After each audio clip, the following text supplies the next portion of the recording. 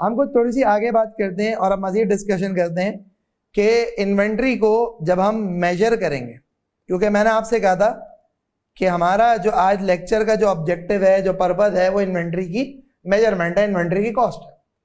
तो इन्वेंट्री को जब आप मेजर करते हैं तो याद रखिएगा IAS 2 में इनिशियल सब्सिक्वेंट मेजरमेंट की कहानी नहीं है। IAS 2 में सिर्फ एक ही बात है कि इन्वेंट्री को कैसे मेजर करना है। तो एज पर IAS 2 इन्वेंट्री को आप मेजर करेंगे at the lower of what, cost, या फिर lower of NRV, the net realisable value. अब now what exactly is the cost of this inventory, what exactly is NRV, उसको अब हम one by one discuss करते हैं। तो देखें, सबसे पहली चीज तो यह है कि अगर मैं इन्वेंट्री की कॉस्ट की बात करूं तो इन्वेंट्री की जो कॉस्ट है उसमें आप एक डेफिनेशन पढ़ेंगे ना, तो कॉस्ट की डेफिनेशन ये है कि कॉस्ट इज द कैश और कैश इक्विवेलेंट्स पेड और the fair value of other consideration payable. एक बात तो ये, कॉस्ट क्या होती है भाई? कैश, या फिर कैश इक्विवेलेंट्स पेड, या फिर fair value of other consideration paid और पेएबल। अब बात समझना, क्या मतलब हुआ? कैश तो आपको पता है, आप रुपी दो, डॉलर दो, यूरो दो, पाउंड दो, लीरा दो, जो भी दो, तो कैश है। एक है cash equivalents, something which is similar to cash. क्या मतलब समथिंग सिमिलर टू कैश? जैसे आपने किसी को प्राइस बॉन्ड दे दिया, आपने चेक दे दिया, एक्सेट्रा एक्सेट्रा। हम इंस्टीट्यूट रन करते हैं ना, तो उसमें अक्सर बेहतर ऐसा होता है, 2-3-4 बार ऐसा हुआ है कि स्टूडेंट जो है ना कुछ प्राइस बॉन्ड लेके आ गए, तो मेरे पास मेरा अकाउंटेंट आया, उसने कहा कि यार सर ये प्राइस बॉन्ड लेके आ गया है, ये क्या करना है? मैंने कहा ले लो। तो ही वाज लाइक कि ले लूं प्राइस बॉन्ड सर, कैश चाहिए। मैंने कहा भाई ये कैश है, सही है, why it's a cash equivalent. तुम जाओ किसी भी बैंक के काउंटर पे दो तो तुम्हें उसके अगेंस्ट कैश मिल जाएगा। तो हर वो चीज जो कि रेडिली कन्वर्टेबल इनटू कैश है उसको कैश इक्विवेलेंट कहते हैं। तो अगर आपने एक इन्वेंट्री को खरीदने के लिए जो कैश दिया, जो कैश इक्विवेलेंट दिया, वो उसकी कॉस्ट हो जाएगी। एक बात। Number 2, fair value of other consideration paid और पेएबल। इसका मतलब क्या होता है? इसका मतलब ये होता है कि आप जो है वो इन्वेंट्री खरीदने के लिए गए। अब मैं देखें छोटी छोटी बातें नहीं कर रहा, आप ये बात नहीं करिएगा कि आपकी जो है एक छोटा सा चाय का ढाबा है और आपको दिन में 10 किलो दूध चाहिए, ये वाली बातें नहीं करना, सही? आप बड़ी बातें करो। आप समझें कि आप जो है ना एक स्टील मिल चला रहे हैं, आप आयरन ओर लेने के लिए गए। अच्छा भाई आयरन ओर लेने के लिए गए, कितना आयरन ओर चाहिए जी? तकरीबन जो आयरन ओर चाहिए वो आपको कोई 10,000 मेट्रिक टन आयरन ओर चाहिए। अब जब आयरन ओर 10,000 मेट्रिक टन लेने के लिए गए, आपके पास पैसे नहीं थे, आपको सप्लायर ने बोला भाई पैसे, आपने कहा पैसे तो नहीं है। सप्लायर ने कहा कितने अरसे में दोगे? आपने कहा दे भी नहीं सकते। एक काम करो, एक जमीन पड़ी वो ले लो। दैट मीन्स आपने उस सप्लायर को ये आयरन ओर खरीदने के लिए क्या करा? आपने कंसिडरेशन के तौर पे लैंड दी, अपनी जमीन दी। अब लैंड तुम्हारी बैलेंस शीट के अंदर नजर आ रही थी लेट्स से कि 2 करोड़ रुपए की। अब 2 करोड़ रुपए की अगर लैंड नजर आ रही थी ना, तो वो उसकी कैरिंग अमाउंट है, वो उसकी नेटबुक वैल्यू। तुम्हें क्या करना पड़ेगा? तुम्हें इसकी फेयर वैल्यू स्टैब्लिश करनी पड़ेगी, मे बी पॉसिबल इसकी फेयर वैल्यू 10 करोड़ रुपए। तो इसका मतलब क्या हो गया कि ये जो आयरन ओर खरीदा है, इस आयरन ओर को खरीदने के लिए तुमने कंसिडरेशन के तौर पे एक जमीन दी है जिसकी मालियत 10 करोड़ रुपए थी। तो तुम्हारी अल्टीमेटली, मैं रिपीट करता हूं, तुम्हारी अल्टीमेटली जो कॉस्ट हो जाएगी वो 10 करोड़ रुपए हो जाएगी। एक बात, ये तो इन्वेंट्री की बेसिक डेफिनेशन हो गई। अब बात इन्वेंट्री की जो कॉस्ट है उसमें बेसिक डेफिनेशन की बात आ गई। अब मजीद बात करते हैं, और मजीद बात करते हुए थोड़ी सी डिस्कशन करते हैं, वो ये है कि कॉस्ट के मुख्तलिफ एलिमेंट्स होते हैं और वो एलिमेंट्स के अंदर 3 चीजें आती हैं। क्या 3 चीजें आती हैं? एक कहलाता है परचेज प्राइस, एक कहलाता है कन्वर्जन कॉस्ट, और तीसरी चीज कहलाती है अदर कॉस्ट। यानी कि भाई इन्वेंट्री की जो कॉस्ट है ना, उसमें मजीद IAS 2 आपको बताता है। आप कहेंगे भाई IAS 2 कैसा होता है? तो देखो बेटा, शक्ल देख लो अकाउंटिंग स्टैंडर्ड की, ऐसा होता है, सही है? अब देखा, IAS 2 आपको एक बात ये करता है कि इन्वेंट्री की जो कॉस्ट है ना, उसकी अगर तफसील की बात की जाए तो कॉस्ट के एलिमेंट्स होते हैं। वो क्या एलिमेंट्स होते हैं? That is purchase price, conversion cost, other cost. अच्छा भाई, अब ये परचेज प्राइस क्या होती है, इसकी तरह बात समझना। परचेज प्राइस के एलिमेंट्स में क्या कुछ आता है? तो परचेज प्राइस के एलिमेंट्स में जो आता है ना, वो आता है लिस्ट प्राइस, लिस्ट प्राइस में से आप क्या चीज माइनस करते हैं? आप माइनस करते हैं ट्रेड डिस्काउंट, आप माइनस करते हैं रिबेट, उसके अंदर आप ऐड करते हैं क्या चीज ऐड करते हैं? आप इंपोर्ट ड्यूटी ऐड करते हैं, और मजीद एक चीज आप ऐड करते हैं which is termed as non refundable taxes. Before we move forward मैं थोड़ा सा आपको एक्सप्लेन कर देता हूं कि ये तमाम की तमाम चीजें क्या होती हैं। तो देखें, लिस्ट प्राइस का मतलब क्या होता है? जब भी आप कोई चीज खरीदने के लिए जाते हैं ना, तो उसमें मैन्युफैक्चरर की एक प्राइस होती है, लिस्ट प्राइस। किसी रिटेलर के पास जा रहे हैं, किसी होलसेलर के पास जा रहे हैं, तो आपको बताएगा भाई ये प्राइस है, इसकी इतने पे बिकेगा। मिसाल है कि आप कोई केमिकल खरीदने गए, आपको कहा गया भाई ये एक ड्रम 1 लाख रुपए का। कहां से देगा? पब्लिश प्राइसेस से देगा, ये लिस्ट प्राइस है। आपने कहा तुम मुझे पहचाना? तुमने? दुकानदार कह रहा है मैंने नहीं पहचाना। आपने उसको दुनिया जाके रिश्ते गिनवा दिए। एंड ऑफ द डे दुकानदार भी समझ गया इसको डिस्काउंट चाहिए। So what actually happened is कि दुकानदार ने आपको जो ना वो क्या करा, उसने आपको 5,000 रुपए छोड़ दिए। जब उसने आपको 5,000 रुपए छोड़ दिए तो ये कहलाएगा ट्रेड डिस्काउंट, यानी कि at the time of purchase जो डिस्काउंट मिल जाए ना, अब वो किसी भी वजह से, तुम्हारे ताल्लुकात की वजह से, तुम्हारी शक्ल की वजह से, तुम्हारे बार्गेनिंग स्किल की वजह से, जिस वजह से भी तुम्हें डिस्काउंट मिल जाए वो कहलाता है ट्रेड डिस्काउंट। उसको एसेट की कॉस्ट से माइनस कर देते हैं। फिर एक होता है रिबेट। रिबेट का मतलब होता है कॉस्ट रिफंड करना। रिबेट किसको कहते हैं? कॉस्ट को रिफंड करना, कॉस्ट को वापस करना। मैं इसकी मिसाल आपको थोड़ी सी दे देता हूं। आप एक सप्लायर के पास गए, आपने कहा यार ये केमिकल के ड्रम चाहिए, उसने कहा भाई 1,00,000 रुपए का। आपने कहा कम करो। बोला अच्छा अगर तुमने पूरे साल में 100 ड्रम ले लिए ना, तो सारे के सारे जो ड्रम है ना, उन सब की कॉस्ट हम तुम्हारे लिए 98,000 कर देंगे, यानी तुम्हें 2,000 रुपए का रिबेट मिल जाएगा हर एसेट के ऊपर, हर ड्रम के ऊपर जो तुमने खरीदा था। तो अगर जो तुम्हें रिबेट मिल जाएगा वो एसेट की कॉस्ट का रिफंड है, उससे एसेट की कॉस्ट कम हो जाती है। इंपोर्ट ड्यूटी, अगर आप कुछ इंपोर्ट कर रहे हो तो इंपोर्ट करते हुए जो पैसे दे रहे हो इंपोर्ट ड्यूटी है। और नॉन रिफंडेबल टैक्सेस, टैक्सेस 2 तरह के होते हैं, एक रिफंडेबल एक नॉन रिफंडेबल। इसकी मिसाल ले लेता हूँ। इसकी मिसाल ये है कि देखें आप और हम जो है ना, जब ये चीज़ें इस्तेमाल करते हैं ना, consumer goods, normally cold drink P रहे हैं, मिनरल वाटर पी रहे हैं, चिप्स खा रहे हैं, इनके ऊपर टैक्सेस लगे होते हैं, सेल्स टैक्स। तो हमें जो 10 रुपए का लेस का चिप्स मिलता है, जो 20 रुपए का लेस का चिप्स मिलता है, मैं ऐसी एग्जांपल दे रहा हूँ, आप सोचेंगे सर कंगले हैं, तो भाई 100 रुपए का नहीं मिलता, 50 रुपए का भी लेस का चिप्स मिलता है, सही है।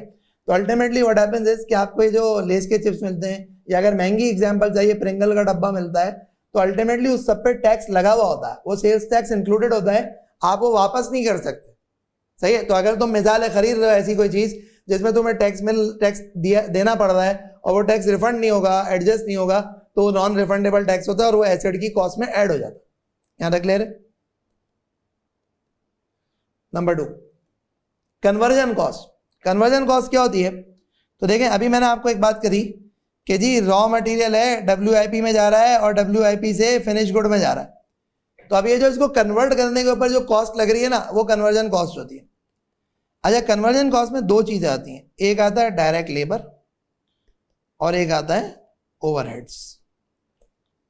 एक आता है डायरेक्ट लेबर, एक आता है ओवरहेड्स। इसके अंदर थोड़ी सी तफसील है, ये मैं आपको समझाऊंगा, लेकिन इस तफसील को समझाने से पहले मैं चाहता हूं अदर कॉस्ट समझा दूं, वो आसान है, सही। अदर कॉस्ट क्या होती हैं? इस इन्वेंट्री को उस कंडीशन में, उस लोकेशन में लाने के लिए, जिस कंडीशन में, लोकेशन में मैनेजमेंट चाहती थी, जितना भी खर्चा होगा वो सारा का सारा अदर कॉस्ट होगा। इसकी एग्जाम्पल ये होती है holding cost, handling cost, transport cost, और मजीद अभी डिस्कशन नहीं कर रहे, इतनी सी बात करते हैं। हैंडलिंग कॉस्ट क्या होती है? जी आपने गंदुम का ट्रक मंगा लिया, अब गंदुम का ट्रक मंगा लिया, जी गंदुम कैसी? खुली गंदुम है। अच्छा, तो अब खुली गंदुम है तो उसके लिए आपको कुछ ना कुछ तो तरीकेकार करना पड़ेगा ना। तो यूजुअली उसमें ऐसी आती है, क्रेन्स आती है जिसमें ग्रैब्स लगे होते हैं, वो गंदुम को उठाती है और उठा के एक जगह पर डालती है। सो क्या है कि वो क्रेन की कॉस्ट जो आप देंगे, that is ultimately a holding handling cost. Number 2, holding नहीं हैंडलिंग कॉस्ट। नंबर 2, आपने जी गंदुम का ट्रक लिया, उसमें बोरियां पड़ी हुई हैं, अब बोरियों के लिए आपने मजदूर हायर किए, मजदूर उठा रहे हैं बेचारे अपनी कमर पे बोरियां, सही। एक एक मजदूर को आपने जो है 2-2 हज़ार रुपए दिहाड़ी दे दी, तो ultimately what happens is that is also going to be holding cost. Number 2, transport cost. Truck वाला मुफ्ते में तो लाएगा नहीं, ट्रक वाला पैसे लेगा। अगर आपने कहीं बाहर से इंपोर्ट किया, शिप वाला पैसे लेगा, सही। आपने एयर कार्गो कराया तो एयर फ्रेट लगेगा, तो जो भी लगेगा वो भी अल्टीमेटली अदर कॉस्ट, इन्वेंट्री की कॉस्ट में शामिल हो जाती है। अगली बात, व्हाट इज कन्वर्जन कॉस्ट? तो मैंने कहा कन्वर्जन कॉस्ट के दो एलिमेंट हैं, एक है डायरेक्ट मटेरियल, एक है डायरेक्ट लेबर और दूसरा है आपका ओवरहेड्स। यहां समझना जरूरी है, टेक्निकलिटी इन्वॉल्व है। डायरेक्ट लेबर क्या है? सिंपल, आपने जो ना कोई भी इन्वेंट्री की प्रोडक्शन के ऊपर लेबर लगाई हुई, उसको जो तनख्वाह दी वो डायरेक्ट लेबर। क्या मतलब? बहुत सारी फैक्ट्रीज के अंदर प्रोडक्शन होती है, उसमें पर यूनिट बेसिस पे पेमेंट होती है, पर आवर पे पेमेंट होती है, पर डे पे पेमेंट होती है। तो वो जो लेबर होती है ना, वो लेबर मशीन ऑपरेटर्स होते हैं, वो मशीन को चलाने वाले लोग होते हैं। तो वो जो लेबर की जो कॉस्ट है वो डायरेक्ट लेबर की कॉस्ट है और वो इन्वेंट्री की कॉस्ट में कैपिटलाइज हो जाती है। Number 2, overheads. यहां असल मसला देखें, जब हम ओवरहेड्स की बात करते हैं तो जो ओवरहेड्स हैं वो ओवरहेड्स किसको कहा जाता है? इनडायरेक्ट कॉस्ट को। ओवरहेड्स की जी एग्जांपल क्या होती हैं? ओवरहेड्स की एग्जांपल बहुत सारी हैं। डेप्रिसिएशन है, आपकी इलेक्ट्रिसिटी है, आपकी प्रेमिसेस का रेंट है, उसके बाद आपकी रिपेयर एंड मेंटेनेंस है, आपकी सुपरवाइजर की कॉस्ट है, एक्सेट्रा एक्सेट्रा। ये सब कुछ ओवरहेड्स की कैटेगरी में आ जाता है। तो जो ओवरहेड्स होते हैं ना, उन ओवरहेड्स को हम कैटेगराइज करते हैं इनटू 2 टाइप्स। एक होते हैं आपके प्रोडक्शन ओवरहेड्स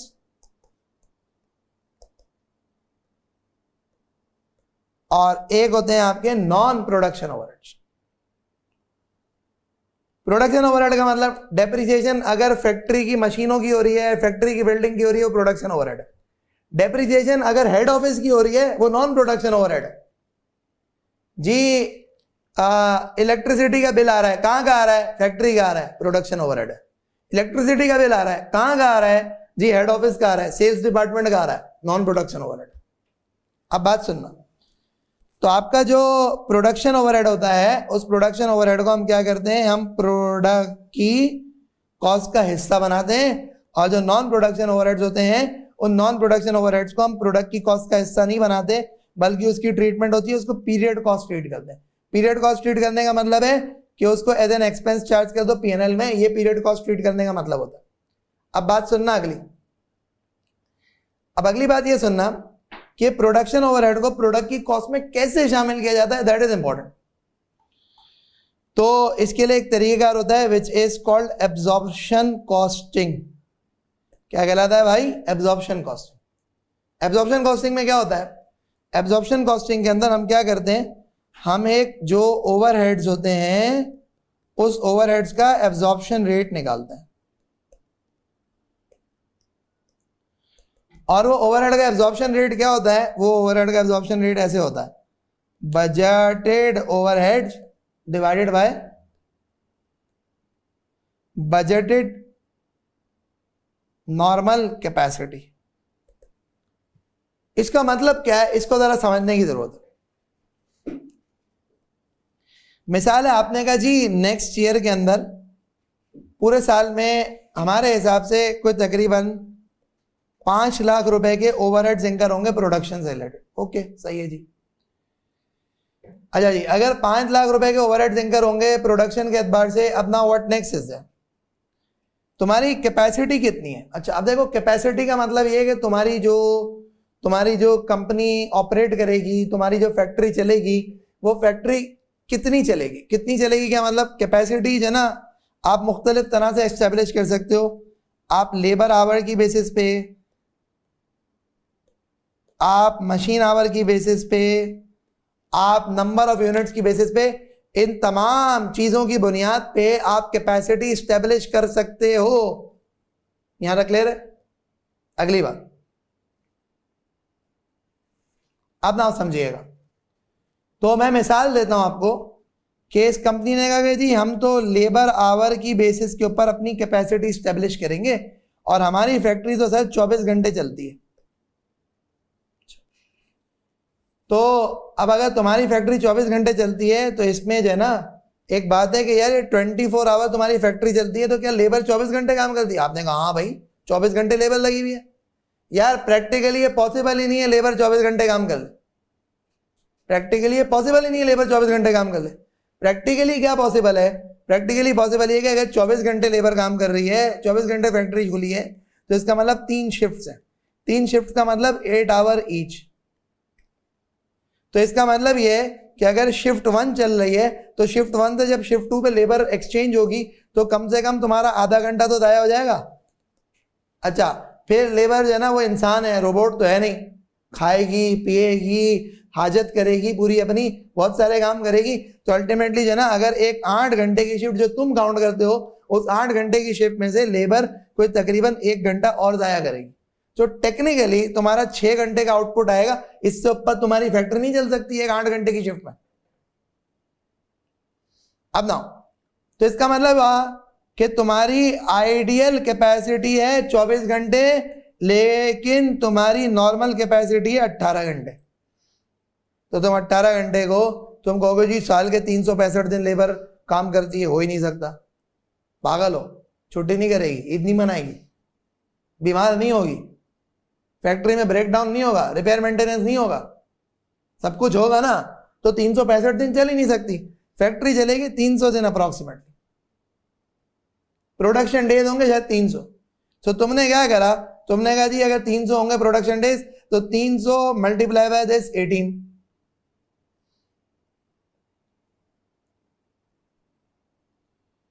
3000 4000 5400 घंटे,